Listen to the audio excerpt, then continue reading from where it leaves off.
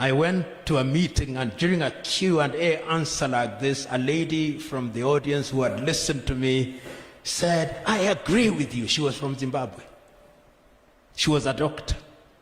She told me, you are telling we Africans to go back to Africa. I hear you. When I was in Zimbabwe, when I left Zimbabwe as a doctor, in the hospital where I worked, when I wanted to perform surgery, there were no gloves. All the things were not there. And my salary was the equivalent of 50 United States dollars. Should I have remained in Zimbabwe? I said no. And what is my point?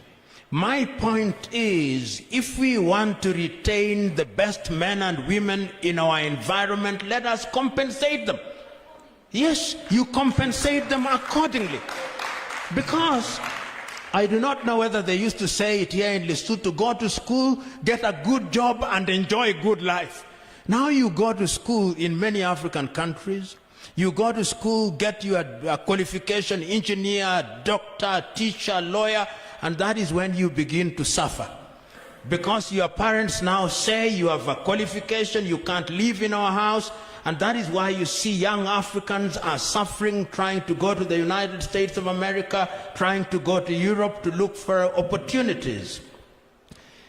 I was recently in a place called Hargeisa in Somaliland, and a Somali gentleman who was speaking, and we were talking about migration, this is what he said, and I love the say. He said, everybody would love to be at home, unless your home is the mouth of a shark. Everybody would love to be at home. Every person from Zimbabwe that you see outside of the country, every African that you see in Europe, every African that you see in the United States, if you ask them, given a choice and holding all factors constant, where would you want to be? Home. The reason why people run away from home is that there are no opportunities. So in order to retain our people at home, we must create opportunities. How do you create opportunities? Doesn't mean that people from Lesotho will not go outside. The world is a village, and I expect the Basotho to go and work in South Africa. Nothing wrong with it. But I expect people to go and work in different parts of the world. Nothing wrong with it. The only problem that I have is that you become an economic refugee simply because the home is so hostile that there is nothing to do. That is the plight of Africa, because we misapply resources. Look at the Chinese, and I'm sure you see them here in Lesotho, as I see them in Kenya, as I see them in different parts of Africa. Young ones, they are in their 20s and 30s, the very same age that the people who came to colonize us were. 20s and 30s, because they sent people who are unmarried without family commitment. They are the ones who came.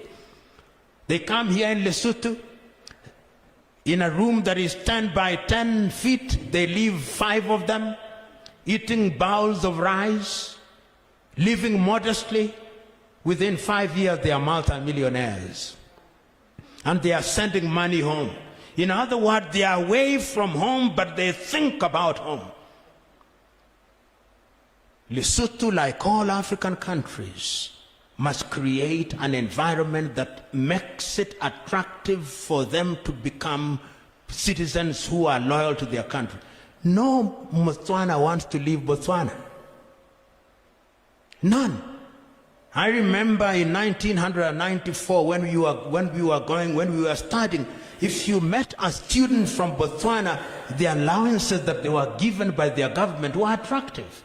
$1,000 in 1994. They live like kings and queens. And here you are from Kenya, from Lesotho, from Uganda. When you have $100, you think you have won lotto that somebody talked about here. So I'm saying, don't move away. Don't run away from Lesotho. Because if you run away from Lesotho, who is going to make Lesotho? Who is this person? Which angels have talked to you that they are coming here to do the work that you are supposed to do? Be here. Because God has blessed you, you are here in both here and there. Be here and talk to government. Governments are going to change. Those of you who are slightly older, the good general here will remember in 1960, what was Botswana? What was the Pula? Nothing.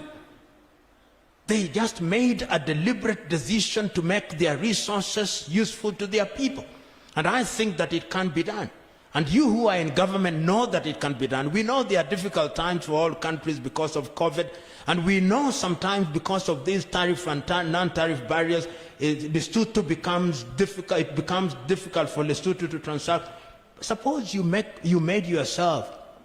I do not know whether you are too religious to have casinos here. But if you could make some casinos here, you become a tax haven here. Here in Lesotho, deliberate effort, what Mauritius is now doing. Look at what Mauritius is doing. They have stopped growing this nonsense sugar cane. They have now become a financial hub. Look at what Seychelles is doing. Look at what Cabo Verde is doing on this continent, little islands. Look at what Dubai did, nothing, desert, zero.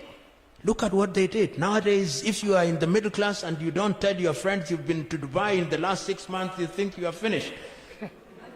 So there are many things that can happen and should happen. And I think that within these, I mean, I'm very impressed when I look at in Africa, and the good generals and brigadiers here will tell you, it used to be the case that people who joined the military in many African countries are people who did not go to school. Look at the quality of our men and women in defense forces nowadays. Amazing in all sectors. And if you look at the history of countries such as the United States, you'll remember, for example, things like computers. It is the military was the home of major discoveries. We were told here, I think it's by the good brigadier who told us about the history of the Romans and what they did. There are many things. And I know you have a defense college. I've gone to several defense colleges in Africa, to Zimbabwe, to Rwanda, and to Kenya. There is a new leadership college in Ethiopia. And you listen to men from the military and you are amazed. They are not just gun-bearing people. There is intellectual firepower. And that is what you need. So many things can be said, and particularly in peacetime now. In peacetime now, why can't the military be involved in civilian activities? And I'm quite certain they are. You involve them in civilian activities, and in that way, they deploy their discipline and their other things in a different way. And that is how I understand, as I conclude, what my good young friend is doing here. He is in the military. He has no disciplinary problems, and he is being effective in other areas. And history has demonstrated time and time again that if you want anything done well, give it to a busy man or a busy woman. It will be done perfectly and on time.